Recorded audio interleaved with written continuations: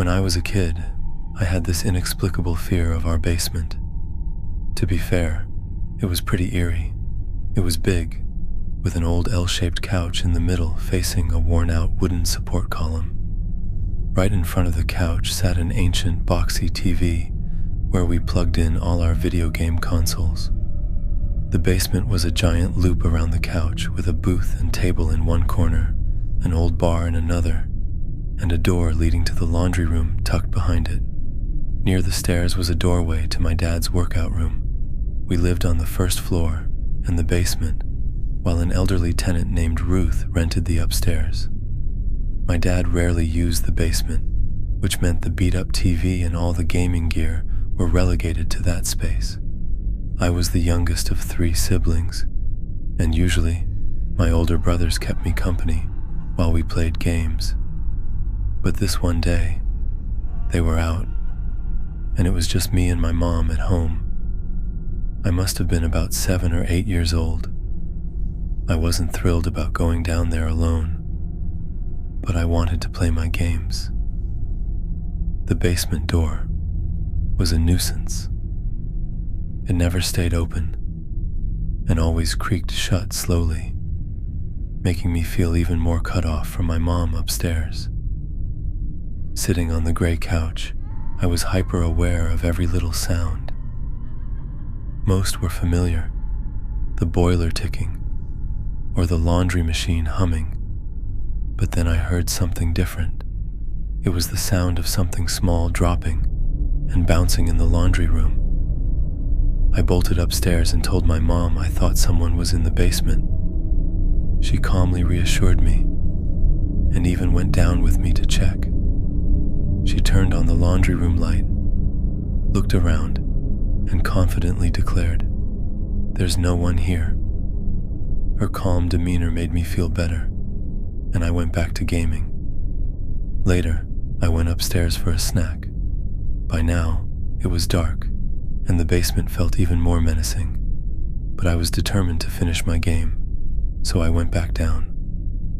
The laundry room door was open, even though my mom had shut it earlier. Gathering all my courage, I ran to slam the door shut and retreated to the couch. Suddenly, I heard a man's voice behind me. When I turned, there was a sickly-looking man sitting at the booth in the corner. His head rested on his fist as he spoke in a slow, unsettling tone.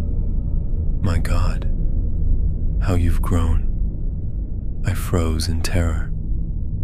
Then he started to stand, his posture hunched and crooked, as he muttered something about my mom not letting him see us. I finally managed to scream and bolted upstairs, yelling for my mom. She saw the panic on my face and immediately called 911. The police found the man, my estranged uncle, hiding in the basement. He was someone my family had cut ties with for being dangerous. He went back to prison for years after that, but the memory of him lurking in our basement still haunts me. It was October, just before Halloween, and we were at my cousin Andy's house celebrating his birthday.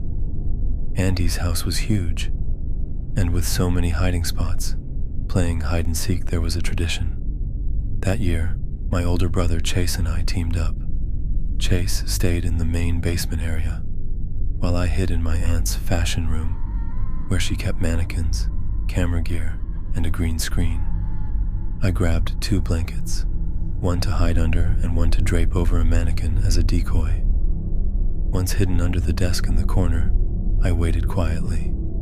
I could hear Chase and another cousin laughing and running upstairs as part of the game. Eventually, Chase came back down and told me the game was over because dinner was ready. After eating, I realized I'd forgotten to clean up the blankets. I headed back to the fashion room, but when I turned on the light, I saw the blanket I'd left on the mannequin had been moved. Now it was draped over something else, a figure sitting in a chair. My stomach dropped. The figure was moving slightly, and I heard breathing. I laughed nervously, thinking it was a prank, and asked, "Who is that?" but there was no reply. As I got closer, I noticed bare feet sticking out. They weren't anyone's feet from the party. I ran upstairs and shouted for my uncle, telling him there was someone in the basement. Everyone panicked, and my uncle called the police. By the time we went back down, whoever was under the blanket was gone. The blanket was left on the floor. I swore to everyone I hadn't imagined it. Though we never found the person, the open doors during the party made it likely that a stranger had wandered in. It's terrifying to think how close I was to danger. This happened when I was 9, visiting my great-grandfather's house during Christmas break. My cousins and I loved playing a game we called Monster in the pitch-black basement. The rules were simple. 2 of us would hide as monsters, while the others would search for us. If the monsters jumped out and chased you, the goal was to run back to the stairs, which served as the safe zone. That night, my cousins Sam and Evan hid first, leaving Kennedy and me to search. The basement was dark except for a faint glow from the pellet stove and moonlight filtering through the window. Even though we knew it was just a game, the darkness made it genuinely creepy. After a few minutes of searching, Sam and Evan jumped out, making us scream and run upstairs. We decided to play another round. This time, as Kennedy and I explored, something felt off. The usual sounds were replaced by an uneasy silence.